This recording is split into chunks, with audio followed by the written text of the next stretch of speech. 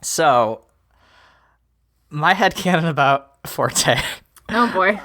which ties back into a lot of our season 2 threads. In the Phantom of the Opera, Oh, Boise, Idaho. Eric disappears. Nobody finds. They just leave the mask. And then when we see Forte back in his human form, he wears a lot of makeup. He is a maestro. He's a master, composer, and he has no desire to return to human life. I think this is the actual sequel to the Phantom of the Opera. I think Forte is the Phantom of the Opera.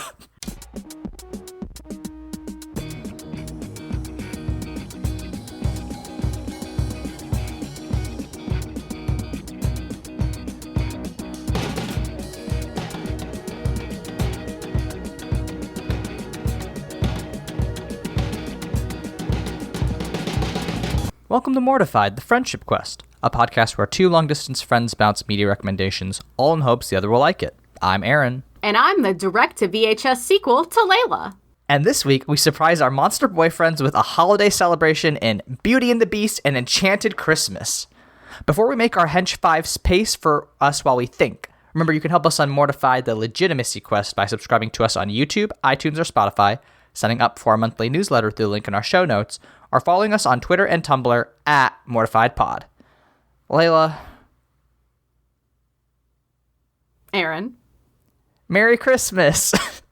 Merry Christmas to you also. This is the last episode of Mortified for the year. We're going to take our Christmas break, and we'll be back with Season 3 in January. But we're going to round it out with a short Christmas episode and a ranking of all the episodes, our top episodes of the year. But first, we're going to talk about this great direct-to-VHS sequel to Beauty and the Beast. Leyla, what was your first exposure to Beauty and the Beast and Enchanted Christmas?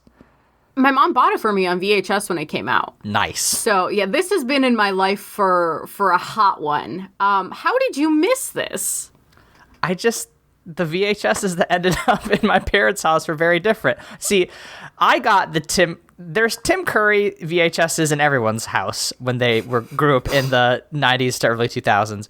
You got the Beauty and the Beast and Enchanted Christmas. I got the Christmas Story where Tim Curry plays Nero.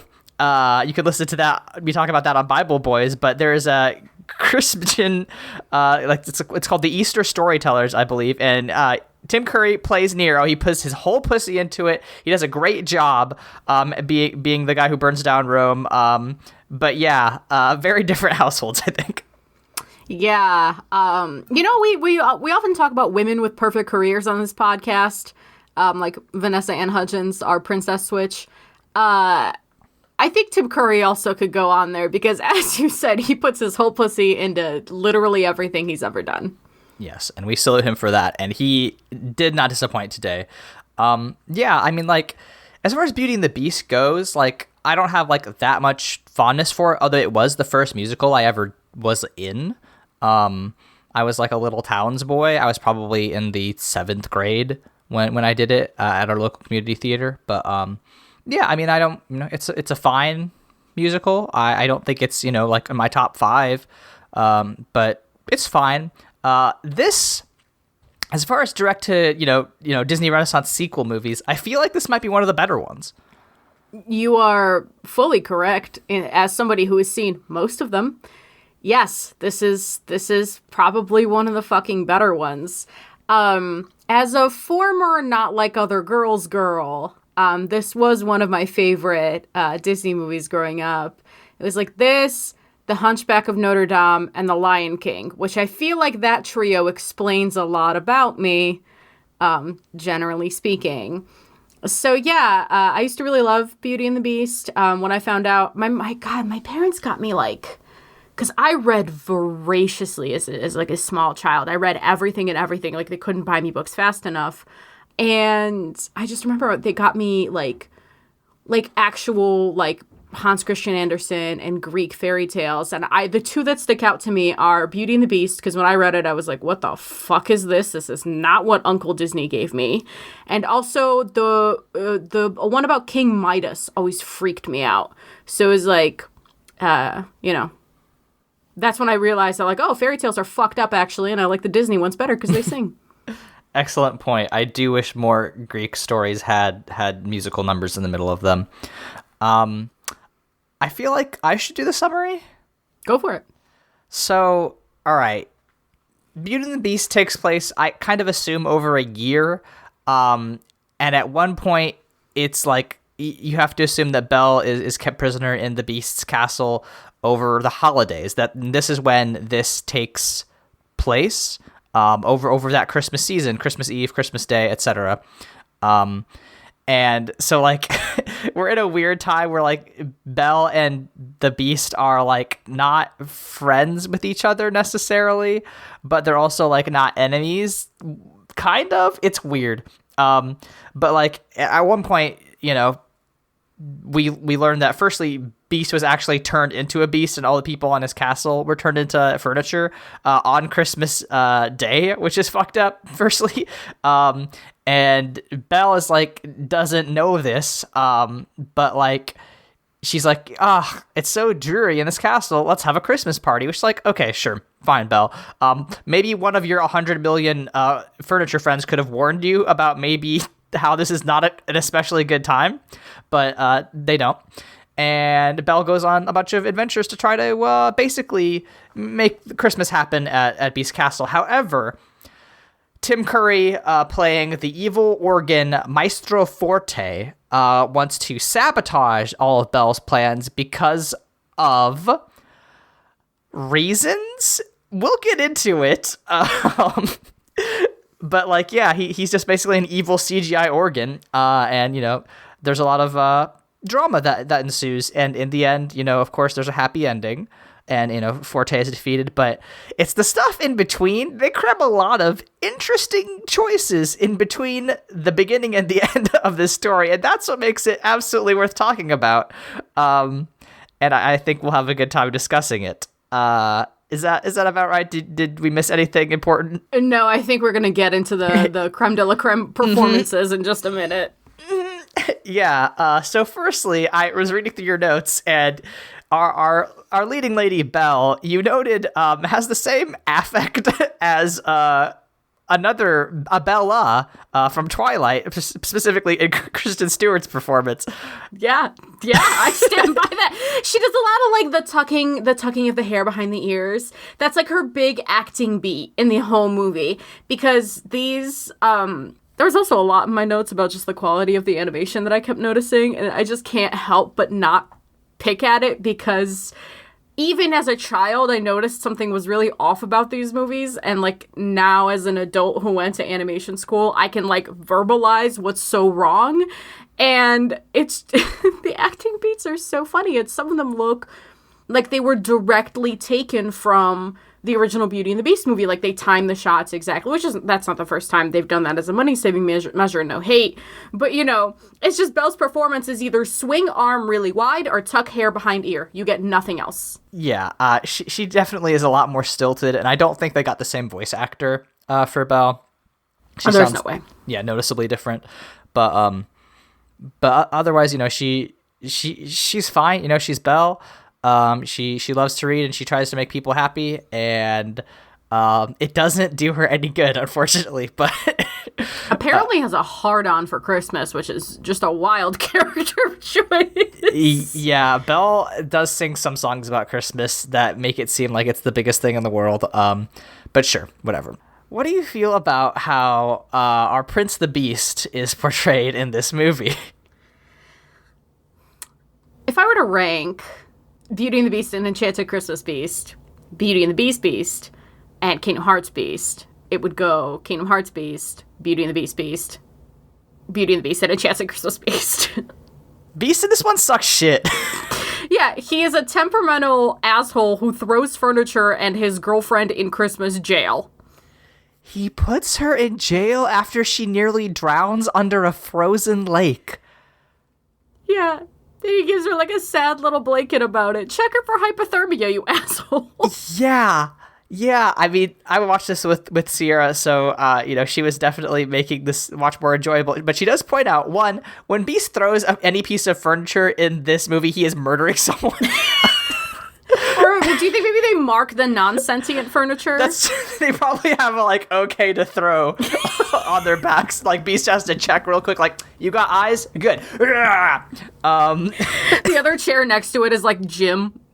Yeah, just little masking tape. Oh my god. And the second is just Beast is the worst. Yeah, there is nothing likable about him. This is the most, a lot of people shit on Beauty and the Beast for being it's Stockholm syndrome. Haha, yeah. Yeah, no, this is the Stockholmiest version of this story. Yeah, there's no way to put it. He basically has no redeeming qualities except for at the very end where he lets her out of jail, I guess. To go dance with him. What a reward. Yeah, you'd also note at the very, very end where it goes flashes back to the future, he gives her a Christmas present, which is a single rose, and it's like, sir, you are a prince, you need to try harder. Fellas, listen. I'm not a diamonds girl. I'm not, I don't do expensive gifts make me feel really weird, honestly. If you spend too much money on me and we haven't talked about it previously, it's not okay. It makes me feel awkward. If you're a fucking French millionaire and you get me a rose and not I don't know, tickets to the front row of a show, or at least we're having a conversation and I'm spitting in your tea for a week. Deservedly How dare you so. inherit wealth and not waste it on me? Listen, all of the fucking people who inherited money, what do you call those? Heirs? I guess. Yeah, all the heirs that listen to our audience. We and Leyla were just having a conversation about how Leyla would be a great stepmother. So please, at mortifiedpod@gmail.com. But send your proposals My mom would be too. very happy. Speaking of marriage. Oh, if I could have what Cogsworth and Lumiere have, I would die happy. Couples goals for sure. These people, they try to play it off they're rivals that are ultimately deep down friends. They're just a married couple is the thing. Leyla is spitting out her teeth. They're so married. Fucking Lumiere knows what Cogsworth likes in his pudding. Who does that? Yeah, they have a level of friendship where it's just oh, you know exactly how to get him to do what you want, which is to put dates and, vanilla and sugar plums in his pudding. And that's how he'll, do all this Christmas bullshit. It's just all right. They try to, they bring BatB in, they bring in this new angel ornament in, and they're and Lumiere is definitely making out with her. So he's got some side pieces, but Lumiere is a bisexual king first and foremost. Lumiere is a poly-bisexual king. 100%. But we all know who he goes home to at night. You know what I mean? Mm-hmm. And here's how I can prove that they're married. So I've hit rock bottom over here, and I have spent most of yesterday reading a 34-chapter slow burn long fic about the Ace Attorney lawyers, who are Aaron just mouthed what the fuck. Yeah. Watching Lumiere and Cogsworth felt exactly like reading something that was intended to be romantic. Yeah, all of the narrative beats are just they're having a fake argument, but they're actually thinking about each other, and it's just I can't believe this guy said that thing. I was, of course, the leader. All he did was all this stuff that was admittedly a little bit sexy, but I can't even think about that right now. I'm so mad, and by mad I mean horny. Lumiere literally surfs on Cogsworth, which, according to my queen and prophet Beyonce, he was, grinding on that wood. All right, okay. I think it's a metaphor. We're done here. Next character. Mrs. Potts. The tea's in her. So, again, Sierra made the great point that whenever they get served tea, in this franchise. The tea is very much in Mrs. Potts, which is like, I mean, I guess the least fucked up is like it's coming out her nose. I guess. They did get Angela Lansbury for this one, which I found very impressive. So good for you, Miss Lansbury, for holding that tea and not being weird about it. Miss Lansbury, do you like Christmas this much? Apparently. To participate in this? Oh my god. Chip was very cute. He's always very cute. Do you know who plays Chip in this? Haley Joel Osment. Sora! It's back! We made it, folks. It's Kingdom Hearts again. Which, you know what? Kingdom Hearts Christmas special when? No more. Yeah, hey, Tetsuya. Fucking get on it. Sierra also pointed out that, like, there's a point where Chip gets dropped under the ice because of plot reasons, and I was like, oh no, Chip's gonna drown. And then Sierra's like, does he have lungs? He is a cup. And I was like, that's a good point, because, like, he does have a mouth, but does he have to breathe? I don't know. Did you ever watch the live action adaptation of Yeah. Did they have faces in that one? I remember so little about that. Yeah, a terribly forgettable film. I think they do, but I think they're like a little bit grotesque, so they don't linger. I don't remember. Oh, icky. All right. Well, Chip didn't drown, and that's the real Christmas miracle. Yes, and we're grateful. Haley, you did a great job. I'm proud of you, boy. Forte, who is the henchman Fife? Maestro Forte, baby. Oh shit! The organ. No, sorry. Maestro Forte, Tim Curry. Best character in this, obviously. Listen, yeah. He gave us everything while chained to a wall. Yeah, no, he has some incredible line delivery and dialogue. Like, there's a point where he's like, Fife, can you go check and see if there's a merriment outside my window? That's not to happen here. That's what I sound like every Christmas. My favorite was, they can't fall in love if they're both dead. Extremely good. So, my headcanon about Forte. Oh boy. Which ties back into a lot of our season 2 threads. In the Phantom of the Opera. Oh, Boise, Idaho. Eric disappears. Nobody finds, they just leave the mask. And then when we see Forte back in his human form, he wears a lot of makeup. He is a maestro. He's a master, composer, and he has no desire to return to human life. I think this is the actual sequel to the Phantom of the Opera. I think Forte is the Phantom of the Opera. Phantom of the Opera and Enchanted Christmas. Mm-hmm. Speaking of Christmas specials, hey Andrew, when? Hey Andy, I want to see that shit. That'd be awesome. I want this an Enchanted Christmas extended cinematic universe that spans from like Kingdom Hearts to Phantom of the Opera. Every media property is legally required to have a Christmas episode. Welcome to America. That specifically ties back to this movie. Yeah, exactly. This 1997 direct-to-VHS sequel, not even sequel, midquel to The Beauty and the Beast. It's incredible.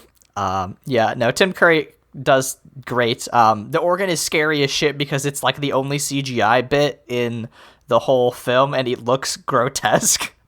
He looks like one of those drama masks, but like horrifying. Yeah, but he could talk. Again, the mask symbolism, that's where my headcanon comes in. Yeah. Wild. Now we get to Fife, who is the henchman, little pipe guy. I like him. Yeah, he's cute. He does his job.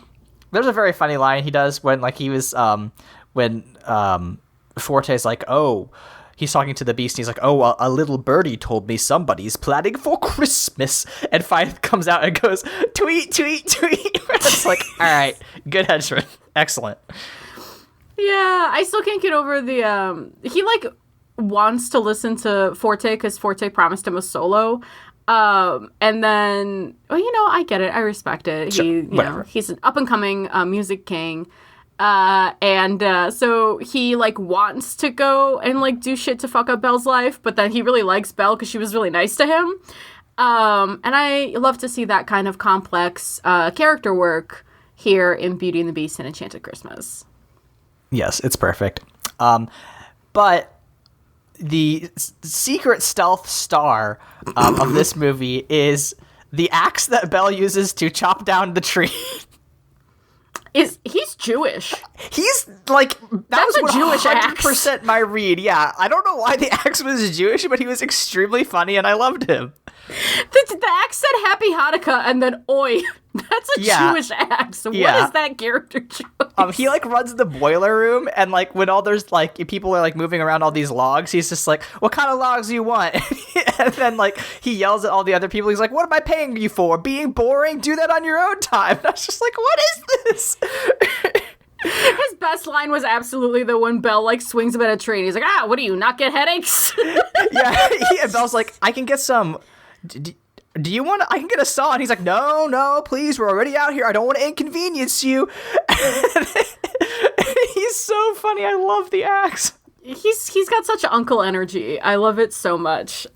He is stealth. Absolutely the best character in this entire, which I'm surprised they introduced this many new characters in the first place. Yeah, I know there's like 4 or 5 new people who are like pretty memorable, like the Axe, Angelique, Five Forte. I think that's 4. I don't remember anybody else who was super memorable, but they do good jobs. They do, which Angelique's the last one on our list. She's a tree topper. She's the castle decorator. I love her. I think she's fun. Yeah, no, she's great. She doesn't really do any much in the narrative except for fill for time, but like basically she's like, makes out with Lumiere, and then is like very like French and bitchy, and she's like, "Oh, you could not pull off Christmas ever because I am Le Genius or whatever." And then at the very end when they do pull off a Christmas, and they're like, "You said we couldn't do it," and she's like, "No, I said you could not do it without me." And I was like, hell yeah, Angelique, know your worth. I love you, girl. Get it. One more point about Angelique that Sierra brought up was that out of everybody in this castle who got enchanted by the witch's spell, I think Angelique made out like pretty good, considering that she basically is still humanoid. She got a lot smaller, but like she still has like fingers and shit. Like Angelique did okay. And she's got a permanent beat face of makeup. Yeah, I think she's doing great. Incredible. That does lead me to the one question, though, which is, what is your furniture Sona, Leyla? Oh, great. I was going to ask you this, so I'm so glad you brought it up. I think I'd be like a French press. That's a good one. Yeah, I think I'd be pretty reliable. You would have to drink the coffee that comes out of me. It would be in it is a Mrs. Potts situation. But I just feel like, it's a nice thing to have around the house. Multi-purpose. You could like use my picture separately if you need to. But I think my face would be like on the lid with the press itself, so that I could like hop if I wanted to around the castle. Unfortunately for me, I would be one of the brushes that does the dishes. I'd be one of the people that has to scrub Mrs. Potts' ass. Just because I do a lot of dishes by hand, and that's my thing, and I think that's the job I would have had in Beast Castle, and then I would end up being, unfortunately, very familiar with Mrs. Potts. So you could have worse fates, I guess. You could be the chair Beast didn't mean to throw. Yeah, exactly. Sorry. You might have to cut this part out, but I was just thinking about an image I saw on Twitter of Mrs. Potts, but like very drawn in a very fetishistic style with a huge ass, and I don't know in what context I saw it, and I just like my mind went blank for a while, and I was like, the internet probably shouldn't exist. Just thought I should share that with you. Merry Christmas. Thanks for choosing to edit this episode, so you have to make the choice of whether or not to keep this in.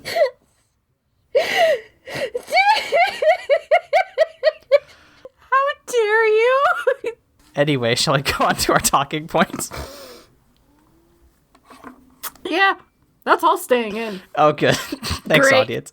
So, what you brought up the other Disney sequels, and you said that you've watched a lot of them, potentially all of them. And I haven't watched nearly as many. I watched the 2 Aladdin sequels, Hunchback 2, a couple of the Lion King stuff, but that's it. But yeah, what, as far as Disney sequels go, how do you feel about, this in the place of all of them? This ranks pretty high. I think that the Disney sequels have a lot of problems just in the sense that some of them just like fuck up canon for no reason. Some of them are just boring. Some of them are just really, really bad. So like I would say the worst ones I've watched are probably Pocahontas 2, which was a colonialist. I mean, like, listen, the first movie is a colonialist nightmare. The second movie is a colonialist, like, lucid dream that will not let you go. Yeah, I learned about the Pocahontas sequel while I was Googling Disney sequels earlier today, and, pretty fucked up, huh? Hunchback 2 is atrocious. Mulan 2 is atrocious. So those are kind of the worst ones, and the best ones probably are the Lion King sequels. I hear really good things about the Cinderellas. And then I think somewhere in, like, the top middle, the, like, 20th percentile, is Beauty and the Beast and Enchanted Christmas. It's cheaply made, but it's inoffensive. Yeah, Dare I say, fun. Yeah, I think they make some important and good swings with their characters, and they're impactful and entertaining. I will add that Aladdin 2 and 3. Aladdin 2 is just they just took that sequel and they put it into Kingdom Hearts 2, which is very stupid. But Aladdin 3 is notorious for having Aladdin's dad in it, and everybody being extremely horny for Aladdin's dad. And I'd be remiss not to bring that up. I do remember seeing the previews for that on another direct-to-VHS sequel that I was watching, and I was like, I don't like this movie, but that's a hot dad. There we go. And while Enchanted Christmas is definitely in the top 20th percentile of these sequels, I think it does say something about the quality of them that, like, the songs were just nothing, unfortunately. Yeah, I can't remember a single one of them. The only thing I can remember is one of the Christmas songs. My brain wants to, like, hum it and follow the melody, but it actually ends up like starting the first couple of notes of it, and then it finishes with the bridge from When Will My Life Begin from Tangled. Like, it picks up in a way that finishes with the lanterns that shine on my birthday each year or something. Like, my brain can't even comprehend these songs as their own thing. It's just like, oh, these first two notes lead to this other song from 20 years later. Yeah, it's weird. I think that, like, one of the Christmas songs, like the one that starts, like, in the middle and the one that Angelique finishes, like, at the end, like, has potential, but, like, because they add all the other people singing into it, it doesn't quite land, which is unfortunate. But, I don't think they had fucking Alan Menken on this one. Justice for the Cogsworth and Lumiere Buddy Cop song. It got cut short. Ah, damn. I wanted the rest of it. Well, Disney. Like It Takes Two number or something. I don't know, but it was fun. It was a fun break from Belle being in jail. Yeah, we love when Belle is not in jail and when Cogsworth and Lumiere get to talk about their great marriage. I do want to really quickly address, we hinted at it, but Sierra kept bringing this up. Forte's motivations don't make sense, right?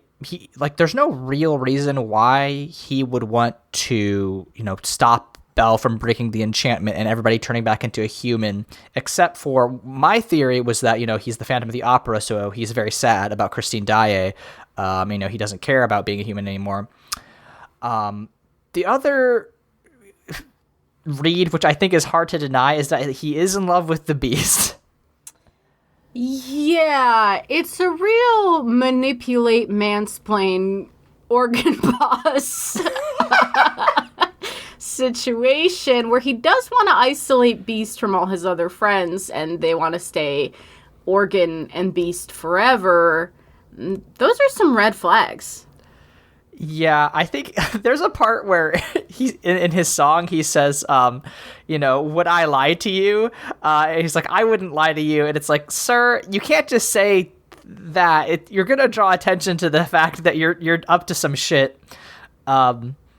I just, it's a very weird thing to be like, we have to make this 90-minute thing. I don't know how to, make this plot interesting at all. I guess we'll just make the organ randomly evil, and like that's a very kids movie thing to do, but like the way in which they did it made it extremely queer coded, which is very funny.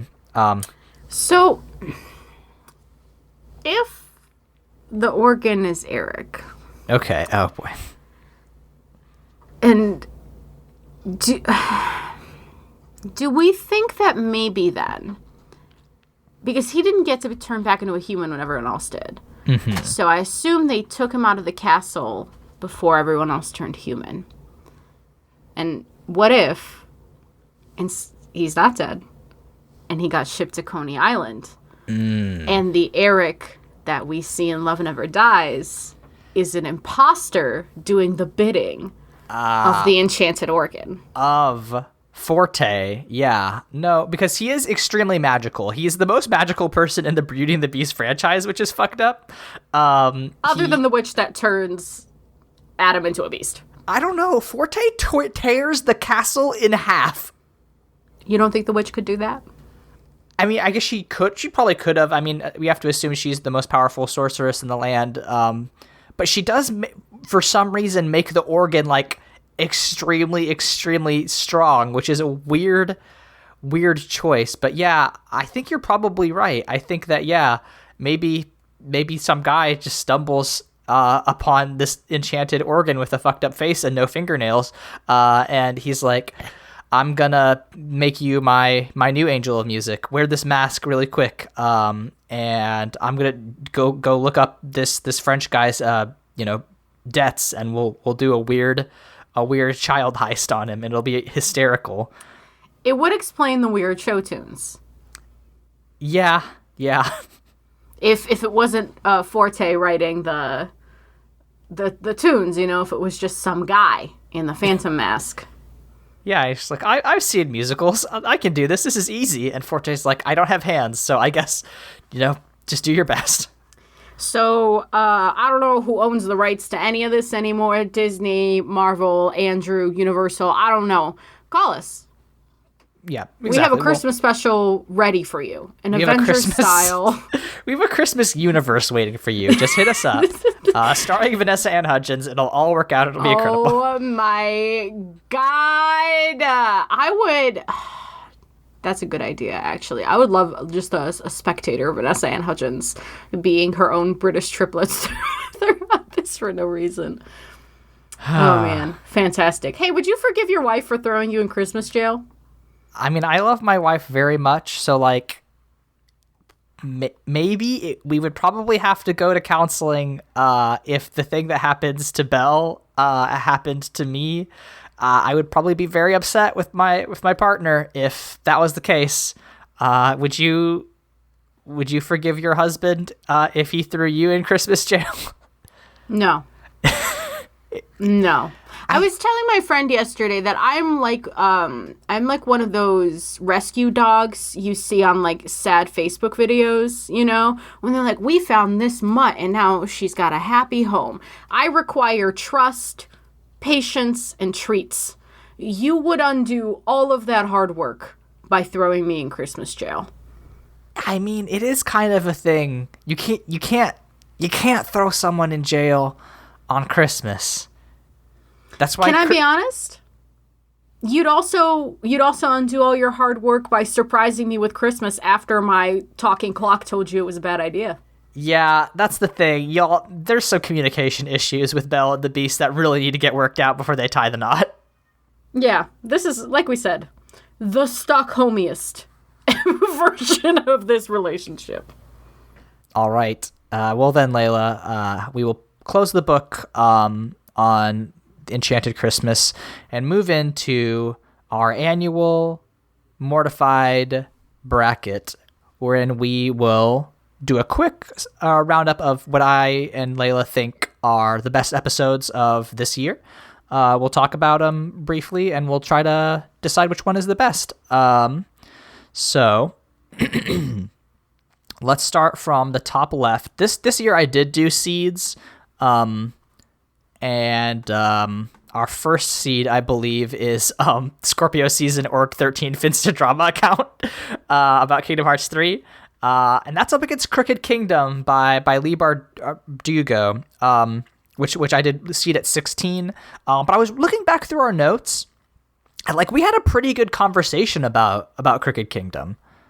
Oh, I'm sure we did. I'm surprised we never got to the Shadow and Bone the show as part of our program, which was really good. But Crooked Kingdom is, despite its flaws, one of my favorite books just through the charm of the cast.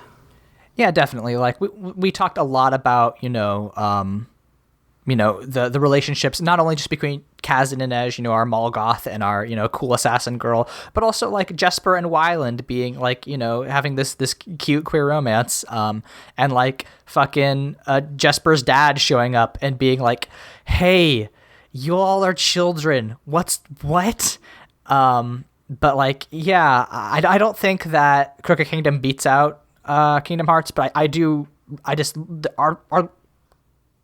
outline for Crooked Kingdom is like 3 pages long, which is very impressive. And, I really, really enjoyed our conversation about it.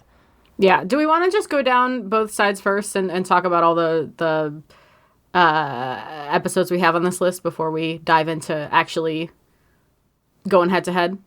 Okay. Yeah, definitely. So the next one on the left side is a PhD in monster fucking, which is our Twilight episode, versus the Star Wars original trilogy episode. Willy's Wonderland versus Sonic the Hedgehog, which I think is a fantastic pairing. And Sonic the Hedgehog 2 trailer just dropped. Mm-hmm. So with Idris. Oh, God. What? That's what. Now everyone's going to be thirsting about that echidna more than they already have been for the last however long. The diametric opposite of Yuri on Ice, which is our Fast and Furious episode. Fergie's Big Extinction, oh snap, our Death Stranding episode. Carrie Fisher's Oscar-winning Death Note, which is the live-action Death Note and musical versus the Haikyuu stage play. Raul the Soy Boy, which is our Phantom of the Opera episode, versus James Cameron's Avatar. Seduction via Pork Cutlet, which is our actual Yuri on Ice episode, versus our Undertale episode, Oops, I Critted My Mom. And then High School Musical versus The Greatest Showman. I like this spread because you could tell when we started giving the episodes fun names. I like our fun names. I think we're getting very good at them. Yeah, no, they're extremely good. But yes, so I think I'm going to put Scorpio Season, it beats Crooked Kingdom. Sure, yes. Okay. I agree.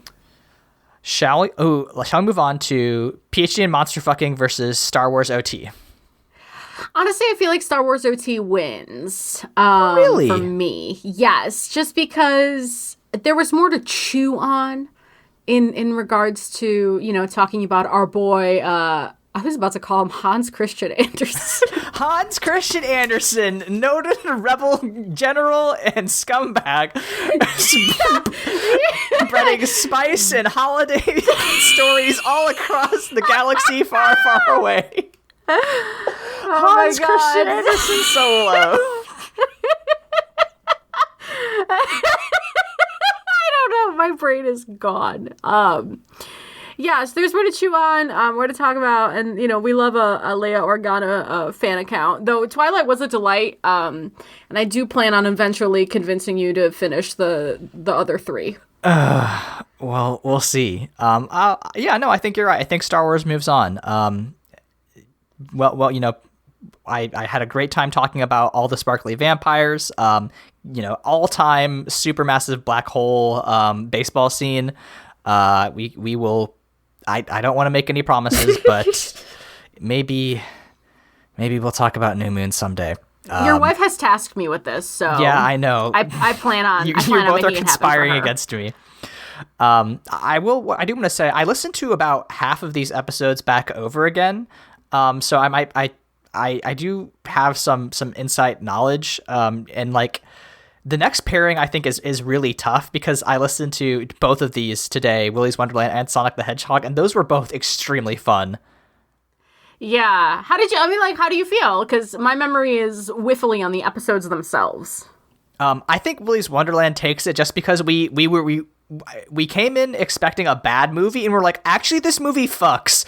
And like, We'll talk more about it, but like just the way in which Nick Cage has like a super fun time. Whereas like the Sonic the Hedgehog movie, I think we still had a great time, and we loved talking about, you know, Ben Schwartz and James Marsden, and going through James Marsden's IMDb with his weird animal stuff. But I do think that Willy's Wonderland, just, you know, from sheer fun value, was a little bit better.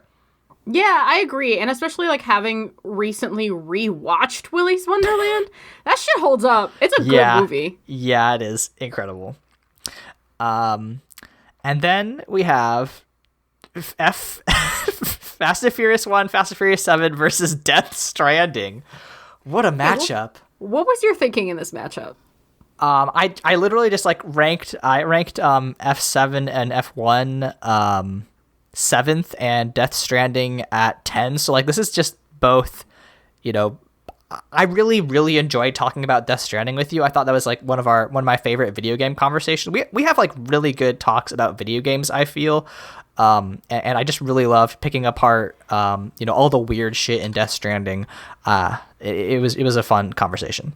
And audience, if you want to start throwing money at us so we actually have time to play more video games and talk about them, we'd appreciate that, because that's why we talk about video games not as much. We just time constraints. It takes so long to do. But I was also like, the last episode I was listening to was this Fast and the Furious one, and we just talk about how much we love Letty Ortiz as Michelle Rodriguez, and like it is hard to put Norman Reedus up against Michelle Rodriguez, because I don't know who's gonna win that fight, but it's not looking good for Norman. All I can think now is Norman Reedus and the Funky Fetus. That's just a phrase that's on repeat in my head. I think, you're right. This is a tight one. I think... Who is the alpha, do you think? Who is the alpha? So do we want to merit it to the substantive discussion or to the fun discussion? Because I can tell you which one was more fun and which one was more substantive. Yeah, I think it's got to be fun. I think so that's what's... Fast. Yeah, I think it is. Like, Death Stranding was great. I loved watching it with you, but I think just the Fast franchise is more fun overall. Though I will say, this wasn't on the actual podcast, but if you go through our Twitter, you can find the screenshot of the moment that Death Stranding murdered both of us physically. Yeah. And we are both just horizontal on our fucking desks. Yeah, when we both fall apart because of the great writing that Hideo Kojima does. All right, let's move over to the other side. Carrie Fisher's Oscar-winning Death Note versus the Haikyuu stage play. Leyla, what do you remember about the Haikyuu stage play? I remember that it fucked. Do you remember that it was neither in English nor Japanese, but it was actually, it was Japanese and Italian. We watched an Italian subtitled Japanese play and then talked about it for half an hour. That's what makes us professionals. That being said, I do think it is Carrie Fisher's Oscar-winning Death Note. Yeah, I mean, I loved talking about the Haikyuu stage play, but unfortunately, we didn't understand enough of what was going on. Although we did vow to put on a Mortified stage play in the same projected style. Yes, I want to hold myself. Maybe that's what the Enchanted Christmas universe will be. It'll be our stage play. Incredible, yes. So we will talk about Death Note at a later time. Raoul the Soy Boy versus Avatar. I don't think this is a very good matchup. I think there's a clear winner here. I agree. I think it's the one where we talked for like an hour and a half about it.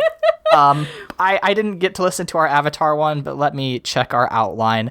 The thing that I remember most about our Avatar conversation was like me just being like, I like basically everything in this movie except for the story, which is absolute horseshit. But like, yeah, we did discover the themes in Avatar's wiki page, which is hysterical. We haven't checked on it yet, but there is new news about Avatar 2. Yeah, so. It's coming in 2022. We're probably going to watch it. Maybe not for this because it might not be very good, but like listen, there's a non-zero chance that I end up in Indiana watching it. So we'll see. I would happily watch Avatar 2 with you in Indiana. And I would. Oh god! And there's gonna be a video game too, which I think we are solely responsible for. Oh yeah, that's us. Sorry, we wish that onto the world. But You know what? Shout out to the devs making James Cameron money. Hopefully. Yes. Excellent. Great. Suction for your pork cutlet versus Oops, I Critted My Mom. I remember having so much fun talking about Yuri on Ice. I think Yuri on Ice was much more fun.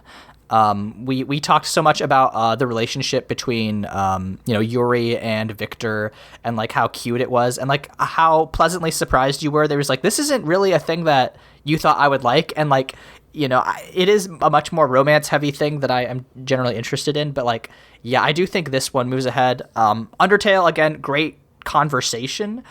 We talked for a long time about Undertale, and like, I remember like posting on Tumblr about it because I was like, neither of us liked Undertale that much, but it's such an interesting game that was not only like very interesting in its mechanics for the time, but also just like being that seminal work of 2015. Also, Toby Fox, coming off of Homestuck. So like, hugely important culturally on the internet. But yeah, just from fun factor, we liked Yuri on Ice more, I feel.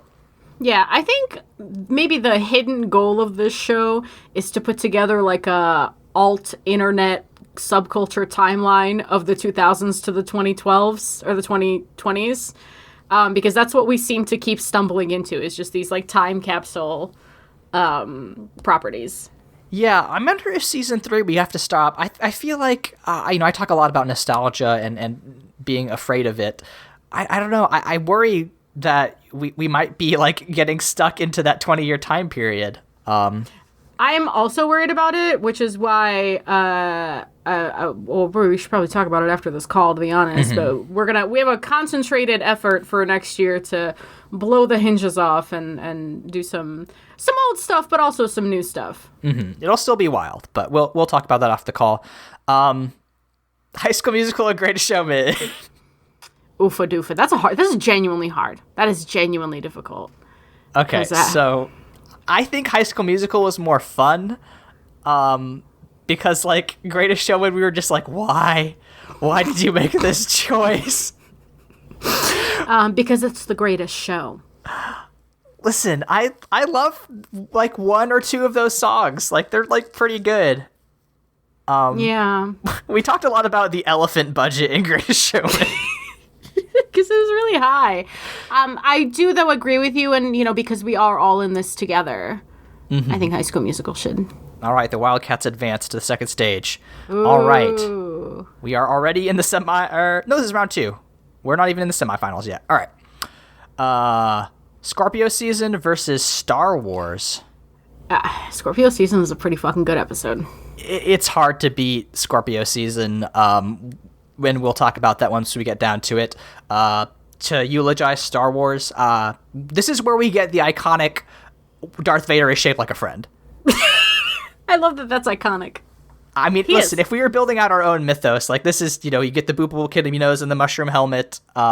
You get your unabashed love for Princess Leia, who loves to do violence. We talk about how much we love Carrie Fisher in this one, and it was your introduction to the Star Wars movies, which like, that's the purpose of Mortified, is to expose each other to, media that we hadn't really made time for.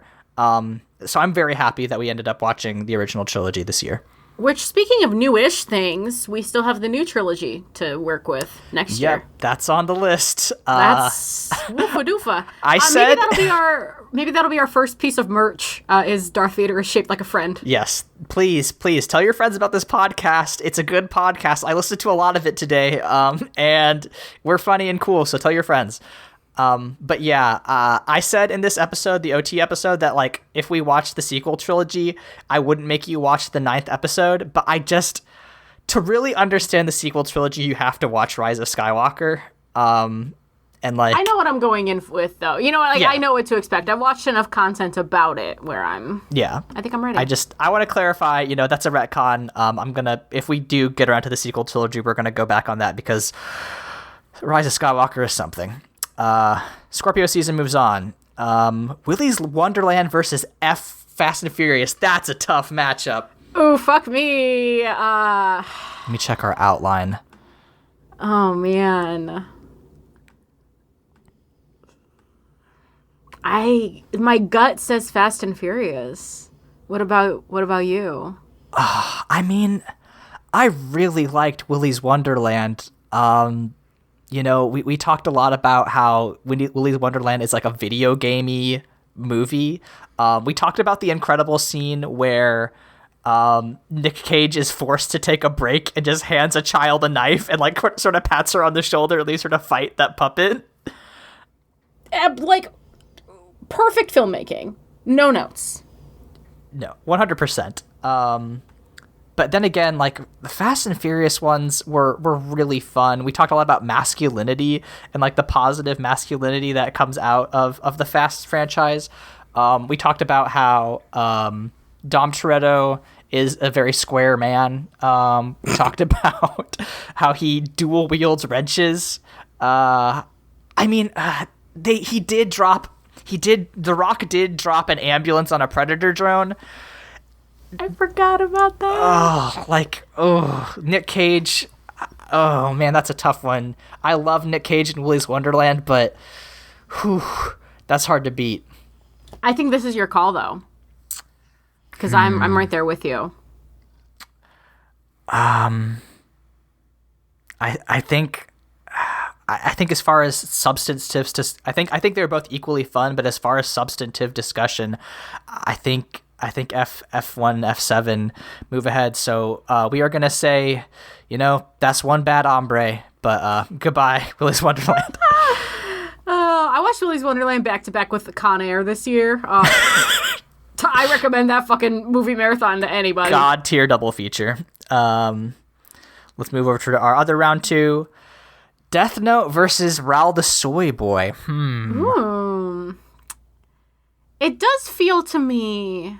I mean, the hinges were off on both of them because we were coming off of Death Note, the show, which neither of us enjoyed or had any desire to finish, into, again, something we thought was going to be miserable but was actually fucking delightful.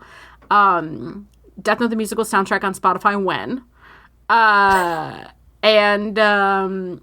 But we did also talk about Raoul the Soy Boy for a minute.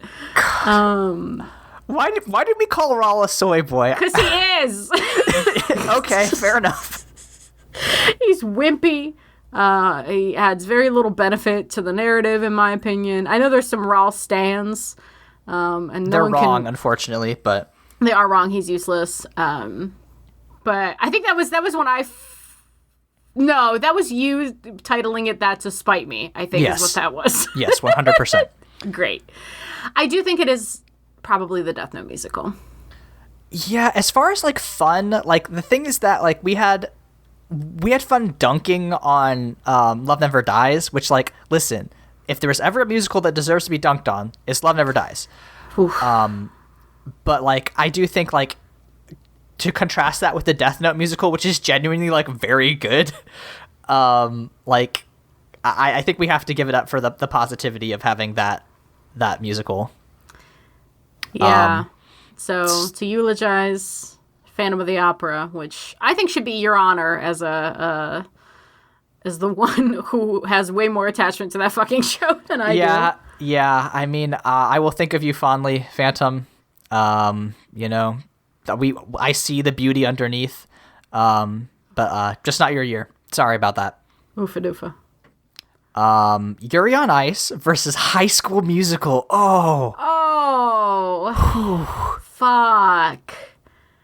Damn. My gut instinct says give it to the queers, but, like, Lucas Gabriel gave it his fucking all in High School Musical. He truly did.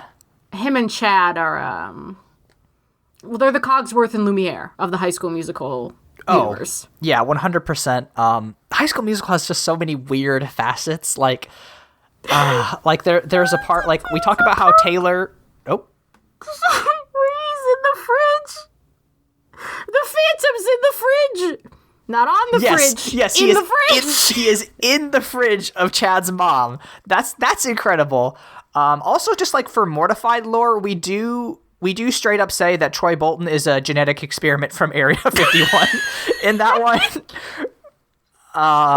Which is hard to beat. I'm trying to think about Yuri on Ice. I'm pulling up our outline now to see if I have any great notes. But we did have a lot of fun talking about it.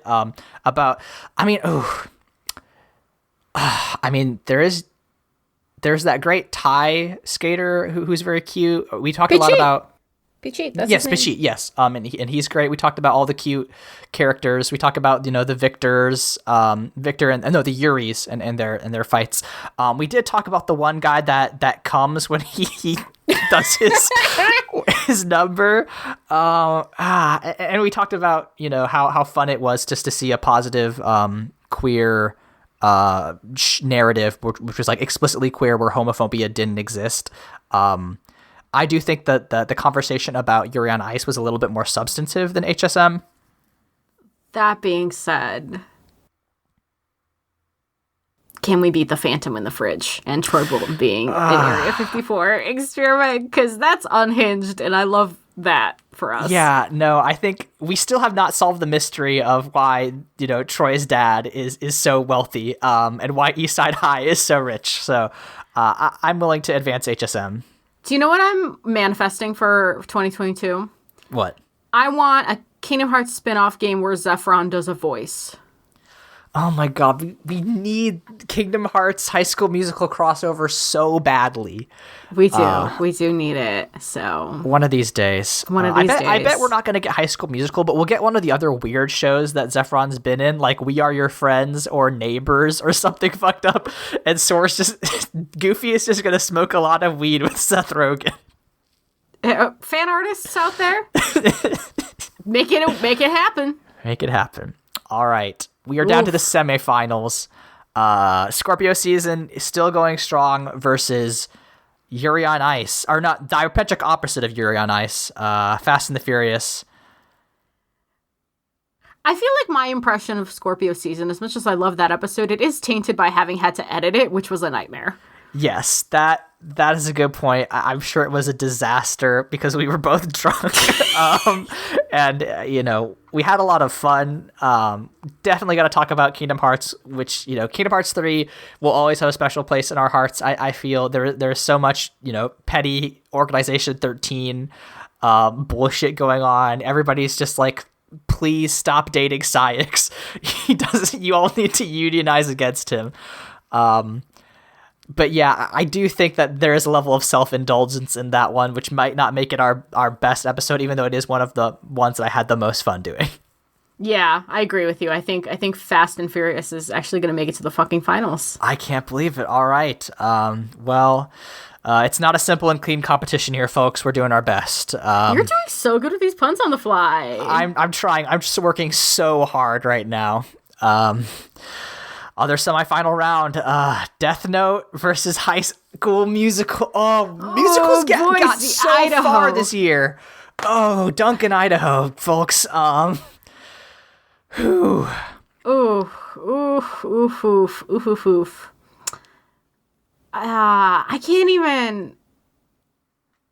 I always like it when we're surprised. Mm-hmm. You know what I mean? And we came out of Death Note.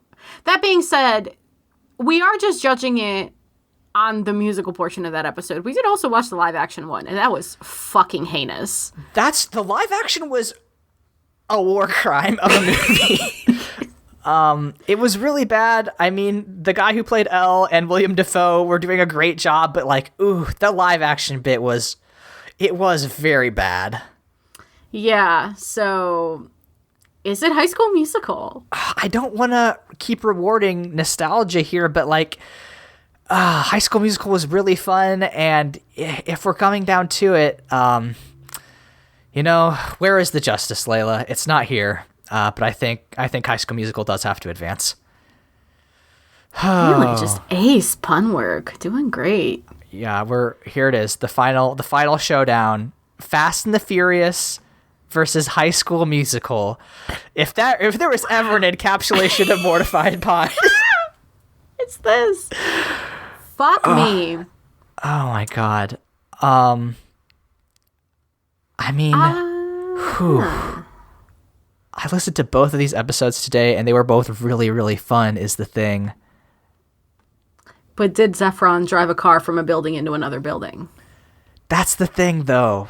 As much as I love our ranking of, Bop to the Top and our conversations about the very early AMVs that I made out of High School Musical songs.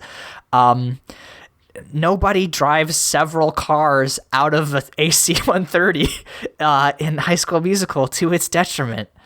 And you know, if there was more singing in F7, this would be no contest. You know what? For the show notes, I will find that TikTok somebody made of what would it be like if they wrote a Fast and Furious musical, because Please. that does a lot for me. Yeah. I really liked talking about High School Musical, but I think in the spirit of trying new things and being pleasantly surprised, I think we have to give it to the Fast and Furious. Yeah, sorry to put you in the fridge, Zephron, but this year, Fast and the Furious bops to the top. Our Mr. and Mrs. Alpha, the diametric opposite of Yuri on Ice, Fast 1 and Fast 7. You are Mortified's episode of the year.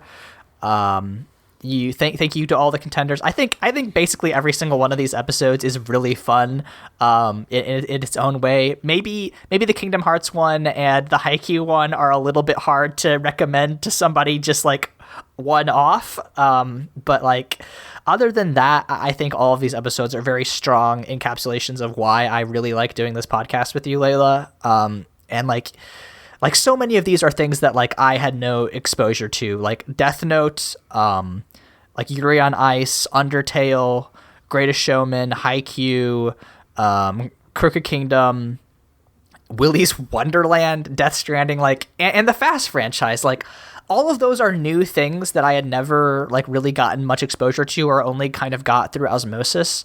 And because we do this project, I was able to learn about them and really like get emotionally invested. Like you and I are cursed with so much Death Note knowledge now. Like it fucking sucks because I was just like, I can only share this with Leyla. And when Leyla sees this, they're going to be like, well, I guess I understand this too. We are in the top 1% of Death Note understanders. And it's just like, the worst. We send each other Death Note memes. That's how bad it's gotten. We have two conversations going concurrently at all times that are Twitter DMs and our Tumblr DMs. And the Tumblr DMs are literally just Death Note memes. Mm-hmm. Yeah, no, I agree with you. I think that, I mean, like, this project originally had a lot more structure. I think when we first started it, it was like, oh, every week, like, we'll pick something to recommend to each other. And then very quickly it spiraled out of control. And, like, half the time, it's shit neither of us has seen. So, like, I also didn't have any exposure to Undertale. I certainly had no exposure to Death Stranding. This was my first experience with Star Wars, there's definitely things like we're still able to introduce to each other, but there's also a lot of us just going, like with Willy's Wonderland, it was literally like me and your DMs going, somebody made a Five Nights at Freddy's movie with Nick Cage. We have to watch it. And we did. And that happens all the time. Like I messaged you a little while ago, which I know we literally just promised not to dip into the nostalgia too much, but there's an animated film from 2011. I'm like, we have to watch this, and you can't Google anything about it.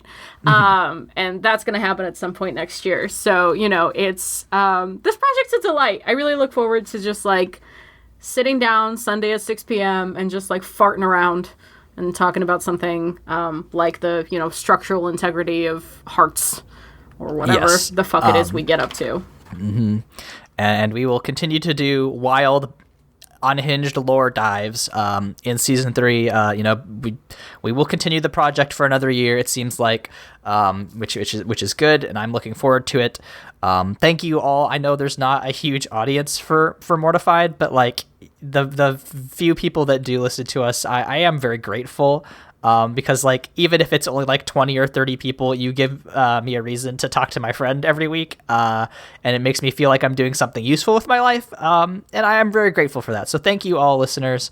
I really appreciate it. I hope that this podcast is doing something for you. It's not just like these weirdos on the internet they talk about stuff that doesn't make any sense, but every one out of every 4 weeks they hit it, and it's great. So thank you so much for listening to Mortified. Yeah, I second that. There's always time to make Mortified a pyramid scheme. If you share it with 5 of your friends and they share it with 5 of their friends, eventually we will, I think within 13 cycles, it's something like that, we will dominate the world. So, yes, it would be very fun to grow this into something, not just for us and 20 other people, but we're doing this for us. In a pandemic while we're just kind of hanging out and have the time and the will to. So as long as we are having fun and as long as, we have the desire to, we'll keep going. And if that ever pans out into clout, cool. And if it doesn't, we'll, then it's fine. We've had bonding time, which is great. I love making friends, and Aaron is a wonderful human being, though I hope he knows that after 3 or 4 years of us now talking to each other and me trying to be plaintive about that as often as possible. But yeah, I think we always wrap out with what are we up to right now, which I think is always a good idea. But I would also, in that, like to include what would we like to be up to next year? So Aaron, why don't you kick us off? Yeah, I did a little goals thing on Twitter earlier this week, but I think I would like to, in the next year, write more. Because of grad school, my writing output just really tanked. So I'm aiming for 100,000 new words. I don't think I'll get that far, but, I'm going to try to aim high. I think I would like to get into a new market in somehow, whether that's an essay or a short story or something. I would like to get, a piece of mine into a new market. And I don't remember what my last one was. Maybe it's just read more. I don't know. But yeah, I do, 2019 was the last year that I felt like super good about the future. And that didn't go great.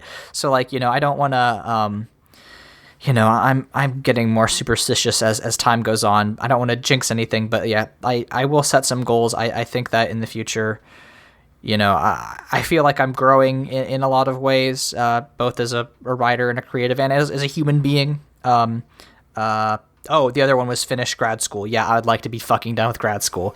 You're almost there. So, one more semester. But yeah, I really want to keep growing. This has definitely been a year for me with a lot of failures, and a lot of successes, but I definitely took some hits to the old ego, and largely for the good. So I think as long as I can keep weathering those hits and growing and learning, that's kind of what I would like. What would you like to see next year, Leyla? I think for next year, my goals are pretty similar. I want to get back into my webcomic, which every day I chip away at as much as I humanly can. I'd also like to be employed. I definitely noticed that a lot of my current whiffling about that I do on my private Twitter where I just complain. I try to make it funny, but it is what it is.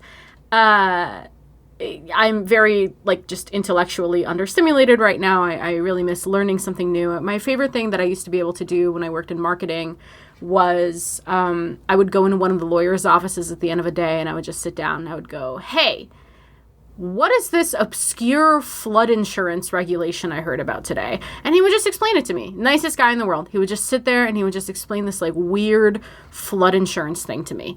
And I miss I miss being able to engage with people like that. So I'm really excited for that. I also, I have that anxiety thing where I definitely am nervous to engage with new content. So I'm really hoping to shake that off a little bit next year, and I'm hoping this project will really help with that, to just do new stuff and enjoy new games and new shows and new books. I also miss reading a lot. I haven't really been reading in the last couple of months just because it's hard to focus. But yeah, I'm hoping to maybe make some strides and make some changes and same as you, just keep growing as a person and keep growing my creative output and remember why I learned to draw in the first place and why I liked it so much. So yeah, I think we can do it. I believe in the power of us. We will bop to the top.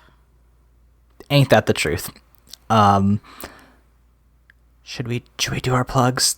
Yeah, let's do it. Okay. Well, Leyla, when we are not becoming the people that we are meant to be, where can you find us on the internet doing the opposite of that? Yeah, you can find me at LEYLSES on Twitter and Tumblr. I've written all my essays for the year. I very specifically knocked out my December one early.